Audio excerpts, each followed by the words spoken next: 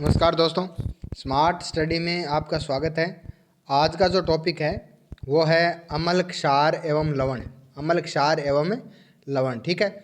बहुत ही important topic है। अभी यदि अपन बात करें तो एनटीपीसी के अंदर इसी टॉपिक में से है वो ज़्यादातर पारियों में एक क्वेश्चन है वो पूछे जा रहे हैं, ठीक है। तो आप सभी जल्दी से जुड़ जाइए और अभी से जवाब देना है वो स्टार्ट कर दीजिए, ठीक है। चलिए भाई, पहले क्वेश्चन का आप जवाब दीजिए। सोडा, वाटर व अन्य जो पेय पदार्थ होते हैं उनमें कौन सा अम्ल पाया जाता है? दीजिए भाई जवाब है कि सोडा, वाटर और अन्य पेय पदार्थों में कौन सा अम्ल पाया जाता है। सोडा, वाटर और अन्य पेय पदार्थों में कौन सा अम्ल पाया जाता है? तो इसका सही जवाब हो जाएगा कार्बनिक अम्ल, ठीक है। इसका सही जवाब हो जाएगा कार्बनिक अम्ल। इसका फॉर्मूला होता है H2CO3, ठीक है। इसका फॉर्मूला होता है H2CO3, ठीक है। अब आगे यदि अपन ऑप्शंस को देखें, इसका जवाब हो जाएगा कार्बनिक अम्ल। इनके ऑप्शंस को देखें तो देखो, एसिटिक अम्ल जो है वो पाया जाता है सिरका में। एसिटिक अम्ल कहाँ पाया जाता है? सिरका में। कितना? 4 से 5% भाग जो होता है उसको बोलते हैं सिरका, ठीक है। आगे बेंजोइक अम्ल जो होता है वो पाया जाता है घास के अंदर या पत्ते के अंदर या मूत्र के अंदर। जो है वो कौन सा अम्ल पाया जाता है? बेंजोइक अम्ल, ठीक है। अगला कार्बनिक अम्ल है वो सोडा, वाटर और अन्य पेय पदार्थों में हो गया। यूरिक अम्ल जो है वो पाया जाता है मूत्र के अंदर, ठीक है। यूरिक अम्ल कहाँ पाया जाता है? मूत्र के अंदर पाया जाता है। चलिए भाई, अगले क्वेश्चन का आप जवाब दीजिए। बहुत ही अच्छा क्वेश्चन है कि कपड़ों में जंग व स्याही के धब्बे हटाने के लिए किस अम्ल का उपयोग किया जाता है? दीजिए भाई जवाब। कपड़ों में स्याही व जंग के धब्बे हटाने के लिए किस अम्ल का उपयोग किया जाता है? ठीक है, तो इसका सही जवाब हो जाएगा ऑक्जेलिक अम्ल, ठीक है। इसका सही जवाब क्या हो जाएगा? ऑक्जेलिक अम्ल हो जाएगा। और आप कह सकते हैं ये ऑक्जेलिक अम्ल जो है वो पाया जाता है किसमें? टमाटर के अंदर और पालक के अंदर। मुख्य रूप से ऑक्जेलिक अम्ल जो है वो किसमें पाया जाता है? टमाटर और पालक के अंदर पाया जाता है। अन्य यदि अपन बात करें तो टार्टरिक अम्ल जो है वो मिलता है कहाँ पे? इमली में। टार्टरिक अम्ल कहाँ मिलता है? इमली के अंदर, ठीक है। आगे नाइट्रिक अम्ल को बोलते हैं सोरे का अम्ल। किसका अम्ल? सोरे का अम्ल। और इसका फॉर्मूला होता है HNO3। इसका फॉर्मूला क्या होता है? HNO3। यूरिक अम्ल जो है वो कहाँ मिलता है? मूत्र के अंदर मिलता है, ठीक है। चलिए अगले क्वेश्चन का आप जवाब दीजिए। सोने व चांदी के शुद्धिकरण में किस अम्ल का उपयोग किया जाता है? दीजिए भी जवाब। सोने व चांदी के शुद्धिकरण में किस अम्ल का उपयोग किया जाता है? पहला सल्फ्यूरिक अम्ल, नाइट्रिक अम्ल, टैनिक अम्ल या हाइड्रोक्लोरिक अम्ल? दीजिए जवाब। सल्फ्यूरिक अम्ल, नाइट्रिक अम्ल या टैनिक अम्ल या फिर हाइड्रोक्लोरिक अम्ल, ठीक है। तो इसका सही जवाब हो जाएगा नाइट्रिक अम्ल। सोने व चांदी के शुद्धिकरण में नाइट्रिक अम्ल का उपयोग किया जाता है। नाइट्रिक अम्ल का फॉर्मूला होता है HNO3, ठीक है। और इसको साधारण नाम होता है सोरे का तेजाब। साधारण नाम क्या होता है? साधारण नाम होता है सोरे का तेजाब या सोरे का अम्ल, ठीक है। चलिए आगे अन्य ऑप्शनों की यदि अपन बात करें तो सल्फ्यूरिक अम्ल का फॉर्मूला होता है H2SO4। क्या होता है? H2SO4।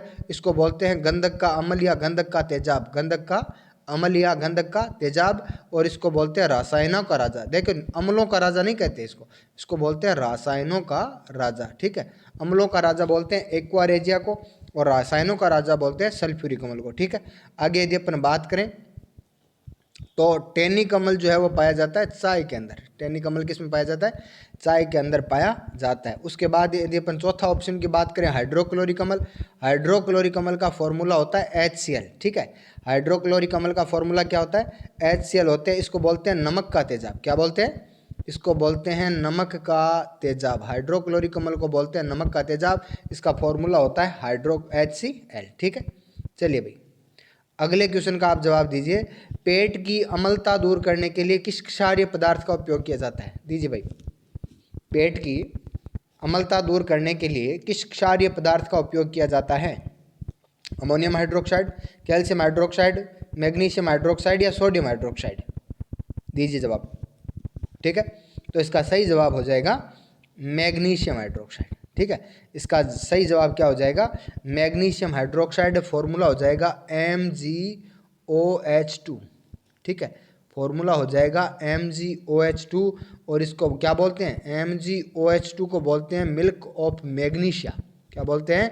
Milk of magnesia. या कई जगह इसका नाम आता है दूध या मैग्नीशियम। दूध या मैग्नीशियम। अगला बहुत ही अच्छा क्वेश्चन है कि इसकी पीएच पूछी जाती है आपसे, दूध या मैग्नीशियम या मिल्क ऑफ मैग्नीशिया की पीएच पूछी जाती है। देखो अलग अलग किताबों में आप में कहीं में 10 दे रखा है, कहीं में कुछ दे रखा है, लेकिन एनसीईआरटी में मिल्क ऑफ मैग्नीशिया की पीएच कितनी दे रखी है? 12 दे रखी है। कितनी दे रखी है? 12 दे रखी है। तो आपको याद रखना है मिल्क ऑफ मैग्नीशिया की पीएच कितनी होती है? 12। ठीक है, चलिए भाई अगला क्वेश्चन है बालों को रंगने के लिए किस क्षारीय पदार्थ का उपयोग किया जाता है? यानी आप कह सकते हो बालों के विरंजन में और किस क्षारीय पदार्थ का उपयोग किया जाता है? दीजिए भाई जवाब। बालों के विरंजन में किस क्षारीय पदार्थ का उपयोग किया जाता है? कैल्शियम ऑक्साइड, अमोनियम हाइड्रोक्साइड या कैल्शियम हाइड्रोक्साइड या फिर पोटेशियम हाइड्रोक्साइड? दीजिए भाई जवाब। बालों के विरंजन में या बालों को रंगने में किस क्षारीय पदार्थ का उपयोग किया जाता है? तो इसका सही जवाब हो जाएगा अमोनियम हाइड्रोक्साइड। ठीक है, इसका सही जवाब हो जाएगा अमोनियम हाइड्रोक्साइड। फॉर्मूला होता है NH4aOH। ठीक है, अमोनियम हाइड्रोक्साइड का फॉर्मूला होता है NH4aOH। ठीक है, आगे यदि अपन अन्य ऑप्शंस की बात करें तो कैल्शियम ऑक्साइड का फॉर्मूला होता है CaO। इसको बोलते हैं चूना पत्थर। इसको क्या बोलते हैं? चूना पत्थर, या इसको बोलते हैं बिना बुझा हुआ चूना। ठीक है, इसको बोलते हैं बिना बुझा हुआ चूना, CaO चूना पत्थर, या इसको बोलते हैं बिना बुझा हुआ चूना। ठीक है, आगे कैल्शियम हाइड्रोक्साइड का फॉर्मूला होता है CaOH2। इसको बोलते हैं लाइम वाटर। क्या बोलते हैं? लाइम वाटर या चूने का पानी, या इसको बोलते हैं बुझा हुआ चूना। ठीक है, बुझा हुआ चूना किसे बोलते हैं? बुझा हुआ चूना बोलते हैं कैल्शियम हाइड्रोक्साइड को। फॉर्मूला होता है CaOH2। इसको बोलते हैं लाइम वाटर, या इसको बोलते हैं बुझा हुआ चूना। ठीक है, आगे चौथे ऑप्शन की बात करें तो पोटेशियम हाइड्रोक्साइड का फॉर्मूला होता है KOH। क्या होता है? KOH, और इसका साधारण नाम होता है कास्टिक पोटास। क्या नाम होता है? Caustic potash. साधारण नाम होता है इसका कास्टिक पोटास। ठीक है, तो ये चारों ऑप्शन मैंने आपको बता दिए। और बालों को रंगने के लिए किसका उपयोग किया जाता है? ये उपयोग किया जाता है अमोनियम हाइड्रोक्साइड का। ठीक है, चलिए भाई अगले क्वेश्चन का आप जवाब दीजिए। एक्वारेजिया जिसे अमलराज कहते हैं। देखिए सबसे पहला क्वेश्चन तो यही बन जाता है कि अमलराज किसे कहते हैं? एक्वारेजिया को। ठीक है, अब फिर अगला क्वेश्चन यही बन जाता है कि इसमें सांद्र हाइड्रोक्लोरिक अम्ल और सांद्रिक नाइट्रोक्लोरिक अम्ल। आपसे सीधा क्वेश्चन पूछा जाता है अमलराज में क्या क्या काम में लिया जाता है? सांद्र हाइड्रोक्लोरिक अम्ल, सांद्र। ठीक है, रेलवे ने एक बार यहाँ पर तनु नाम दे के भी क्वेश्चन पूछा है, तो आपको याद रखना है इसके अंदर सांद्र हाइड्रोक्लोरिक अम्ल और सांद्र क्या होता है? नाइट्रिक अम्ल होता है। अब आपसे ये पूछा गया है कि इनको किस अनुपात में मिलाया जाता है? दीजिए भी, बहुत ही अच्छा क्वेश्चन है, जल्दी से आप कमेंट बॉक्स के अंदर अपने अपने जवाब दे दीजिए। एक्वारेजिया के अंदर सांद्र हाइड्रोक्लोरिक अम्ल और सांद्र नाइट्रिक अम्ल जो है वो किस अनुपात में मिलाए जाते हैं? दीजिए भाई जवाब। ठीक है, तो इसका सही जवाब हो जाएगा 3:1। ठीक है, 3:1, जिसका उपयोग है वो इसको मिलाया जाता है 3:1 के अंदर एक्वारेजिया के अंदर सांद्र हाइड्रोक्लोरिक अम्ल और सांद्र नाइट्रिक अम्ल। ठीक है, जिसका उपयोग है वो सोने व चांदी को गलाने में किया जाता है। सोने व चांदी को गलाने में किया जाता है। ठीक है, एक्वारेजिया का उपयोग है वो सोने और चांदी को गलाने में किया जाता है। ठीक है, चलिए भाई अगले क्वेश्चन का आप जवाब दीजिए कि मानव शरीर की पीएच प्रास कितनी होती है? यानी हमें जीवित रहने के लिए किस पीएच प्रास का होना आवश्यक होता है? दीजिए भाई जवाब। मानव शरीर की पीएच प्रास कितनी होती है? ठीक है, तो इसका जवाब हो जाएगा कितना? 7.4 से 7.8। देखिए यदि आपको रक्त की पीएच भी पूछे ना, तो यही पीएच जो होती है वो किसकी होती है? रक्त की होती है। और यही पीएच किसकी होती है? मानव शरीर की, 7.4 से 7.8।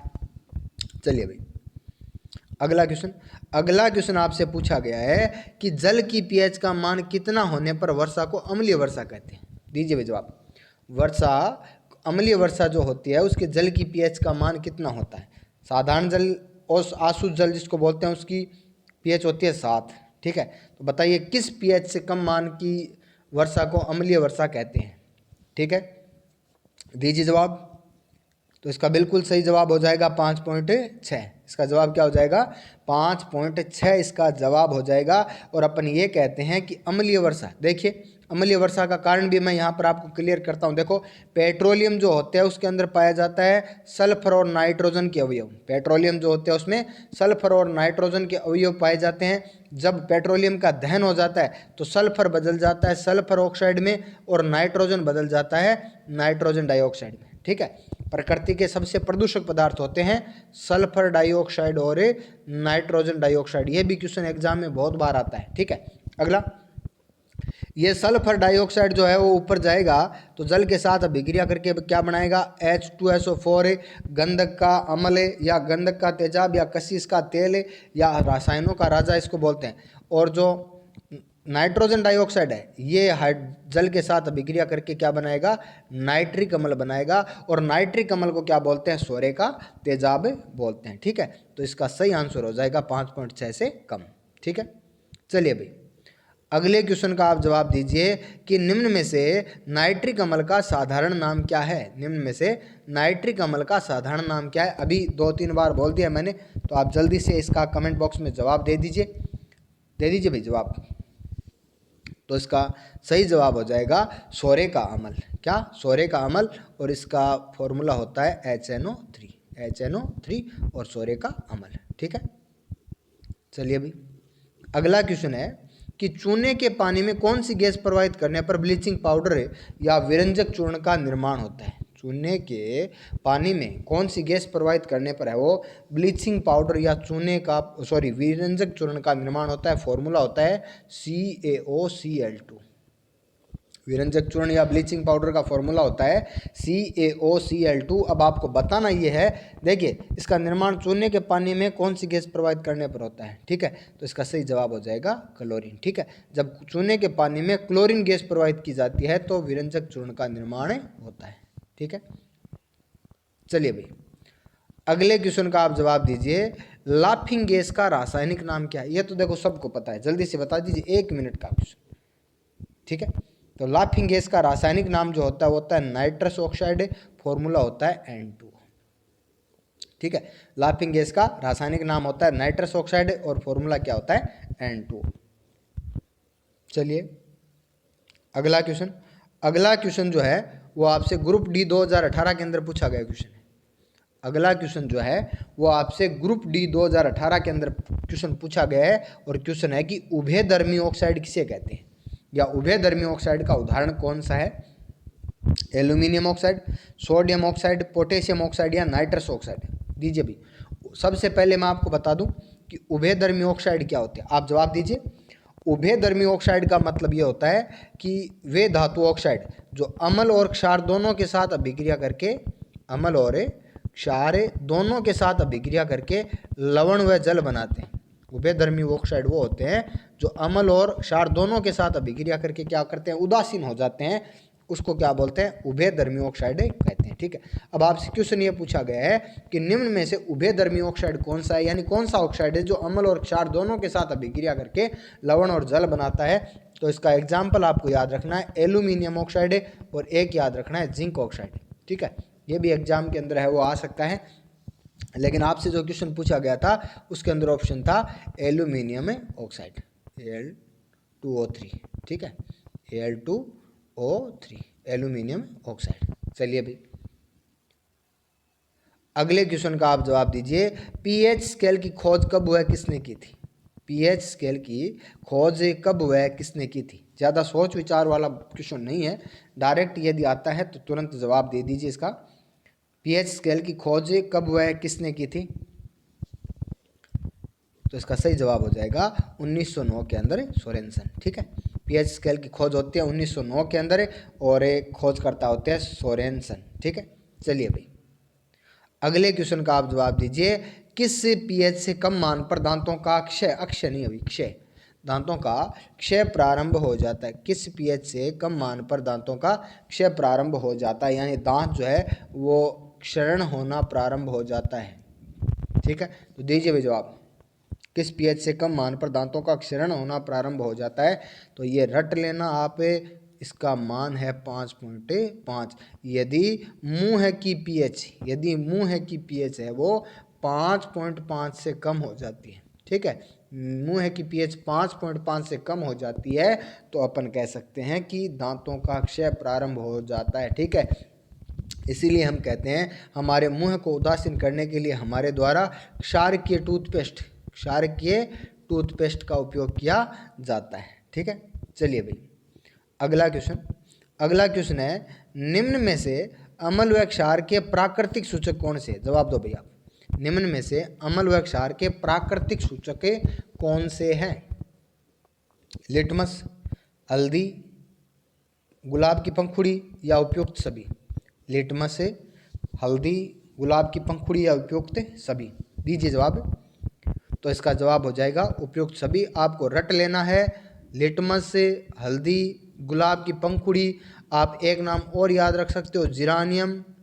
ये एनसीईआरटी के नाम है भाई, एनसीईआरटी के ऑप्शन उदाहरण है ये, जिरानियम। और एक नाम और आप याद रख सकते हो, हाइड्रेंजिया। ठीक है, ये क्या है? जिरानियम और हाइड्रेंजिया, जो ये भी क्या है? प्राकृतिक सूचक है। लिटमस, हल्दी, गुलाब की पंखुड़ी। आप देख लेना, हल्दी के अंदर यदि आप नींबू डालोगे तो उसका रंग है वो चेंज होगा। चलिए भाई अगले क्वेश्चन का आप जवाब दीजिए कि निम्न में से संश्लेषित सूचक, देखो प्राकृतिक सूचक वो होते हैं जो प्रकृति के अंदर पाए जाते हैं, और संश्लेषित सूचक वो होते हैं जो मनुष्य के द्वारा बनाए जाते हैं। इनको संश्लेषित सूचक या कृत्रिम सूचक भी बोलते हैं। कृत्रिम सूचक भी बोलते हैं, और सूचक वो होते हैं जो सूचना देते हैं। ठीक है, अम्लीय अक्षारकता की सूचना देते हैं। तो आपको आंसर ये देना है कि निम्न में से संश्लेषित सूचक कौन सा है? लिटमस पत्र, मेथिल ऑरेंज, फिनोल्फथैलिन या मेथिल ऑरेंज और फिनोल्फथैलिन दोनों? निम्न में से संश्लेषित सूचक का उदाहरण है लिटमस, मेथिल ऑरेंज या फिनोल्फथैलिन। ठीक है, तो आप रट लेना, ये दो ही एग्जाम्पल है सिर्फ और सिर्फ संश्लेषित सूचक के, ये दो ही एग्जाम्पल है। बार बार आपको यदि किसी भी एग्जाम में मिलेंगे तो ये दो ही एग्जाम्पल मिलेंगे, मेथिल ऑरेंज और फिनोल्फथैलिन। मेथिल ऑरेंज और फिनोल्फथैलिन। ठीक है, चलिए भाई अगले क्वेश्चन का आप जवाब दीजिए। निम्न में से गंधीय सूचक कौन है? यानी जिनकी गंध से अम्लता एवं क्षारकता का पता चलता है। बताइए भाई गंधीय सूचक कौन से होते हैं? प्याज, लौंग, वेनिला, उपयुक्त सभी? ये क्वेश्चन भी आपसे और ग्रुप डी 2018 के अंदर पूछा गया था। ठीक है, ये क्वेश्चन आपसे ऑल फैक्ट्री सेंसर, इंग्लिश में इनको बोलते हैं ऑल फैक्ट्री, यानी गंधीय सूचक। ठीक है, इस प्रकार से पूछा गया था। क्वेश्चन दूसरे तरीके से था, लेकिन मैं आपको पूरा क्लियर कर दूं इसलिए मैंने दूसरे तरीके से दिया है। तो आप जल्दी से बताइए गंधीय सूचक कौन से होते हैं?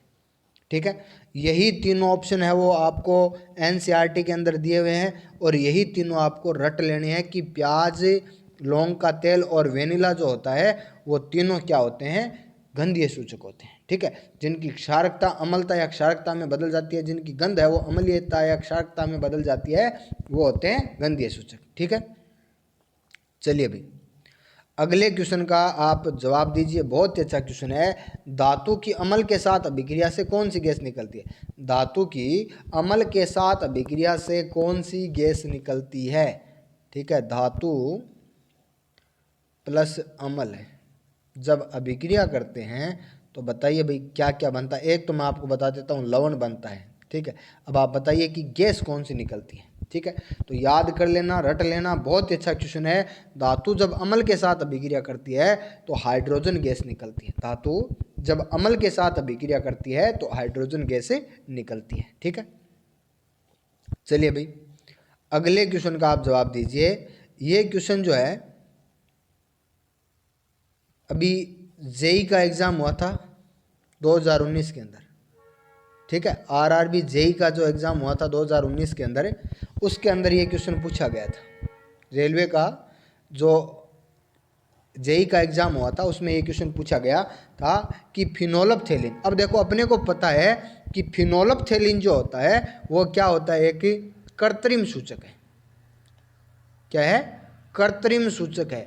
और आपसे क्वेश्चन ये पूछा गया था कि फिनोल्फथैलिन का क्षारीय विलयन कौन सा रंग दर्शाता है? ठीक है, फिनोल्फथैलिन का क्षारीय विलयन जो है वो कौन सा रंग दर्शाता है? ठीक है, देखिए तो फिनोल्फथैलिन का क्षारीय विलयन जो होता है वो रंग दर्शाता है गुलाबी, ठीक है, रट लेना है आपको और याद रखना फिनोल्फ्थेलिन का अम्लीय विलयन जो होता है, ये भी क्वेश्चन मान लो अभी पूछा जा सकता है, अम्लीय विलयन जो होता है वो होता है रंगहीन। ठीक है, फिनोल्फ्थेलिन एक कृत्रिम सूचक है। ठीक है, इसका क्षारीय विलयन गुलाबी रंग दिखाया जाता है। ये क्वेश्चन जेई 2019 के अंदर आया था। और इसका अम्लीय विलयन जो होता है वो क्या होता है, रंगहीन होता है। ठीक है, चलिए अभी अगला क्वेश्चन है, अम्ल और क्षार आपस में अभिक्रिया करके बनाते हैं। ठीक है, अम्ल और क्षार आपस में अभिक्रिया करते हैं तो उस अभिक्रिया को बोलते हैं उदासीनीकरण। उदासीनीकरण है, अम्ल और क्षार आपस में अभिक्रिया करते हैं तो उस अभिक्रिया को बोलते हैं उदासीनीकरण। और एक बहुत अच्छी बात बता दूं आपको, ये क्वेश्चन भी एग्जाम में आया हुआ है, उदासीनीकरण अभिक्रिया जो होती है वो ऊष्माक्षेपी होती है।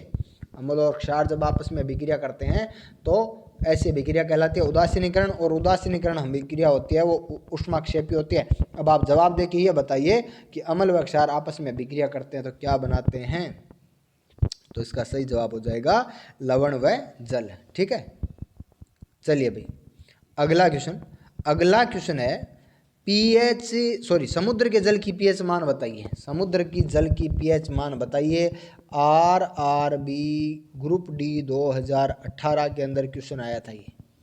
ठीक है, समुद्र की जल की पीएच का मान बताइए भाई, 6, 8, 9.6 या 10। ठीक है, समुद्र की जल की पीएच का मान बताइए भाई। ठीक है, तो इसका सही आंसर हो जाएगा 8। ठीक है, इसका सही आंसर हो जाएगा 8। ठीक है, टेस्ट खत्म होने के बाद जब टेस्ट पूरा हो जाए तो आपको कुछ पीएच है उनका मेरे को और कमेंट बॉक्स के अंदर आपको देखो जवाब देना है। ठीक है, एक तो आपको बतानी है नाली क्लीनर की पीएच, ये नाली क्लीनर की पीएच है वो पूछी गई थी। ठीक है, इनके आंसर मैं आपको बता दूंगा फिर, लेकिन अभी आपको मैं पूछ रहा हूँ तो आप कमेंट बॉक्स में बाद में जवाब देना। ठीक है, अभी नहीं देना है। नाली क्लीनर की एक आपको देनी है नींबू के रस की पीएच का जवाब। ठीक है, एक आपको टमाटर की पीएच का जवाब देना है। ठीक है, तो इन तीनों की पीएच का आप है वो जवाब देना कमेंट बॉक्स में। चलिए भाई अगला क्वेश्चन बहुत ही शानदार क्वेश्चन है। ये क्वेश्चन भी 2018 के अंदर ग्रुप डी के अंदर पूछा गया है कि पीएच एक शब्द होता है पीएच स्केल। पीएच के अंदर पी जो है वो एक जर्मन शब्द है और जिसका अर्थ होता है पुशांश। आपसे क्वेश्चन तो यही पूछा गया था कि पी का अर्थ क्या है। ठीक है, क्वेश्चन एक बार ये भी एग्जाम में पूछा गया कि पी जो है वो किस भाषा का शब्द है, जर्मन भाषा का शब्द है और जिसका अर्थ होता है पुशांश। अब आपसे पूछा गया है कि पुशांश का अर्थ क्या होता है, जल्दी से जवाब दे दीजिए आप। पीएच में पी जो है वो एक जर्मन भाषा का शब्द है और पी का मतलब है पुशांश। अब बताओ पुशांश का अर्थ क्या होता है। पुशांश का अर्थ क्या होता है, शक्ति, क्षमता, सामर्थ्य या सांद्रता। ठीक है, तो आप कहोगे पुशांश का मतलब होता है शक्ति। देखिए पीएच का मतलब होता है पुशांश ऑफ हाइड्रोजन, तो आप सीधा याद रख सकते हो पावर ऑफ हाइड्रोजन। ठीक है, अपनी भाषा में। बाकी पुशांश ऑफ हाइड्रोजन है यानी हाइड्रोजन की शक्ति। पीएच का मतलब क्या होता है, हाइड्रोजन की शक्ति ज्ञात करना। चलिए भाई अगला क्वेश्चन आपसे पूछा गया है कि भोजन पकाने, जल्दी पकाने व मुलायम बनाने के लिए बेकिंग सोडा का उपयोग किया जाता है। बताइए इसका रासायनिक नाम क्या होता है। बताइए भाई इसका रासायनिक नाम क्या होता है। Sodium carbonate, sodium bicarbonate, sodium tricarbonate या सोडियम नाइट्रोजन कार्बोनेट। सीधा सा रटा हुआ बेकिंग सोडा का रासायनिक नाम क्या होता है। ठीक है, तो इसका नाम होता है सोडियम बाइकार्बोनेट। फॉर्मूला होता है NaHCO3 और इसी को बोलते हैं सोडियम हाइड्रोजन कार्बोनेट। ठीक है, इसका उपयोग भोजन को मुलायम बनाने के अंदर। ठीक है, अब आपसे क्वेश्चन एक बहुत अच्छा क्वेश्चन पूछा जाता है कि केक को मुलायम बनाने के लिए सोडियम बाइकार्बोनेट का उपयोग क्यों किया जाता है। ठीक है, क्यों, जब इसको गर्म किया जाता है तो कार्बन डाइऑक्साइड गैस निकलती है। ठीक है, और ये कार्बन डाइऑक्साइड जब गैस निकलेगी तो उसके अंदर अनेक छिद्र बना देगी जिससे भोजन जो होता है वो क्या हो जाता है, मुलायम। केक जो होता है वो क्या हो जाता है, मुलायम हो जाता है। ठीक है, चलिए भाई अगला क्वेश्चन है बेकिंग पाउडर बनाने में किस अम्ल का उपयोग किया जाता है। बेकिंग पाउडर जो होता है वो बनाने के अंदर किस अम्ल का उपयोग किया जाता है। ऑक्जेलिक अम्ल, एसिटिक अम्ल, कार्बनिक अम्ल या टार्टरिक अम्ल। दीजिए भाई जवाब। बेकिंग पाउडर बनाने में किसका उपयोग किया जाता है? तो इसका सही जवाब हो जाएगा टार्टरिक अम्ल। मैं आपको बता दूं, बेकिंग पाउडर जो होता है वो sodium hydrogen carbonate plus tartaric अम्ल का मिश्रण होता है। ठीक है, बेकिंग पाउडर जो होता है वो सोडियम हाइड्रोजन कार्बोनेट और टार्टरिक अम्ल का क्या होता है? मिश्रण होता है।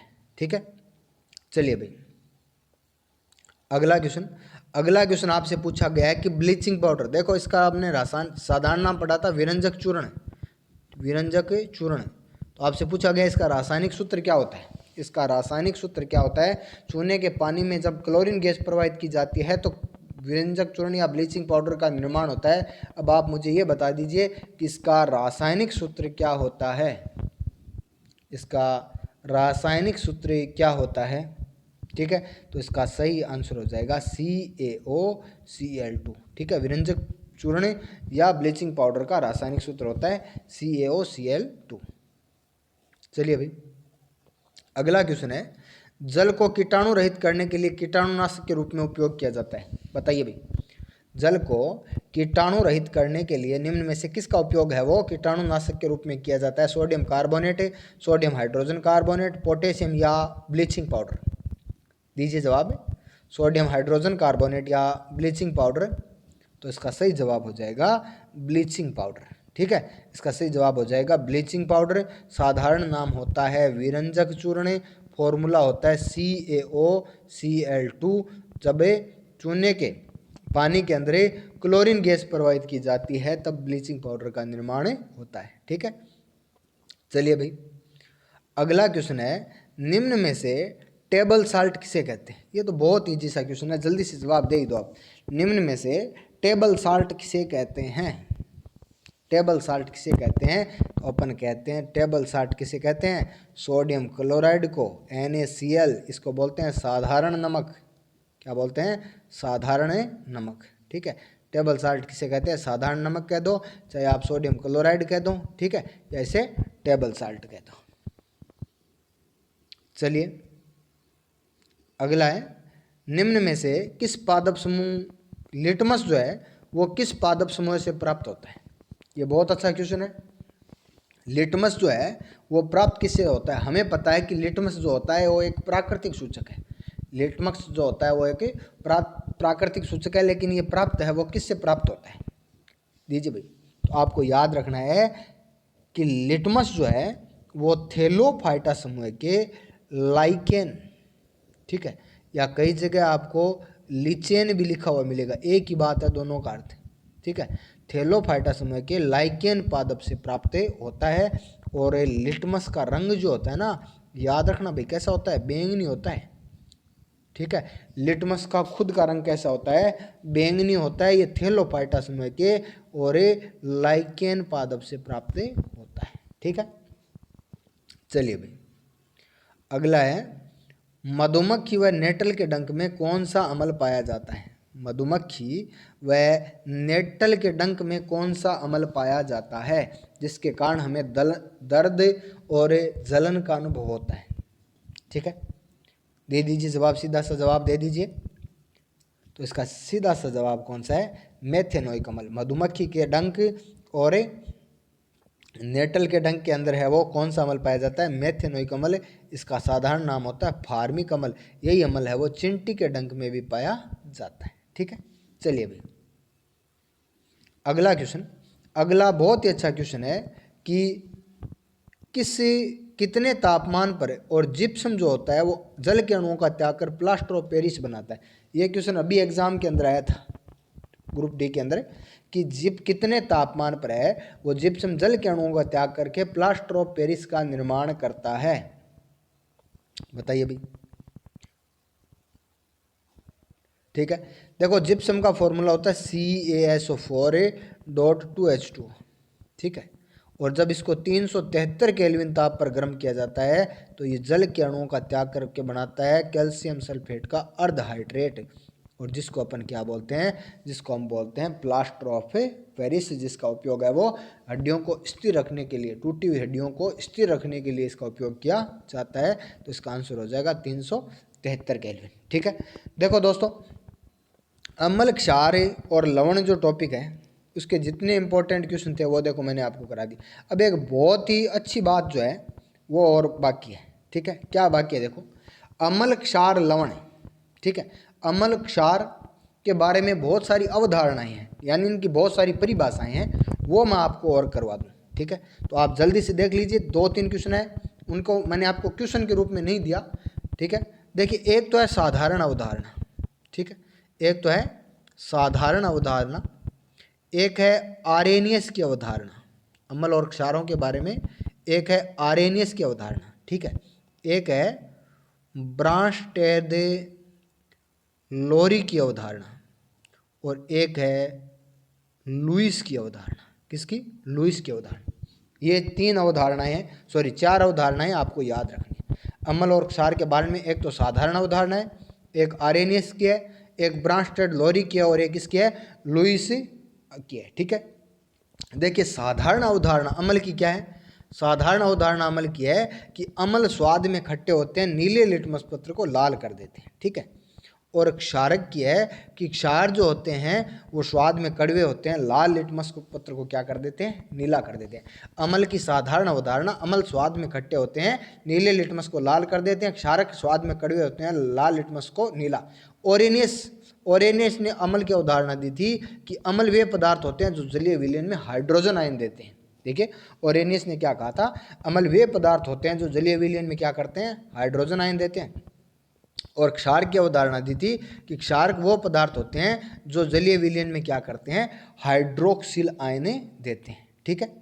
ब्रांस्टेड लोरी ने यह कहा था कि अम्ल जो होते हैं वो प्रोटॉन दाता होते हैं। क्या होते हैं? प्रोटॉन दाता होते हैं। और क्षार जो होते हैं वो प्रोटॉन ग्राही होते हैं, ठीक है। अम्ल जो है वो प्रोटॉन दाता होते हैं और क्षार जो होते हैं वो प्रोटॉन ग्राही होते हैं। लुईस ने ये कहा था कि अम्ल है वो इलेक्ट्रॉन ग्राही होते हैं और क्षार जो है वो इलेक्ट्रॉन दाता होते हैं, ठीक है। ये 4 अवधारणाएं आपको याद रखनी है, चारों एग्जाम के अंदर बहुत इंपॉर्टेंट रूप से पूछी जाती हैं, ठीक है। तो दोस्तों आज के टेस्ट में आपके कितने नंबर आ रहे हैं, जल्दी से आप है वो कमेंट बॉक्स के अंदर जवाब दे दीजिए भी। आज के टेस्ट में आपके कितने नंबर आ रहे हैं, तो आप इसका जवाब जल्दी से कमेंट बॉक्स के अंदर दे दीजिए, ठीक है। चलिए आप इसी प्रकार है वो टेस्ट से जुड़े रहें और लोगों को भी है वो जोड़ते रहें, ठीक है। तो मिलते हैं अगले टेस्ट में, धन्यवाद।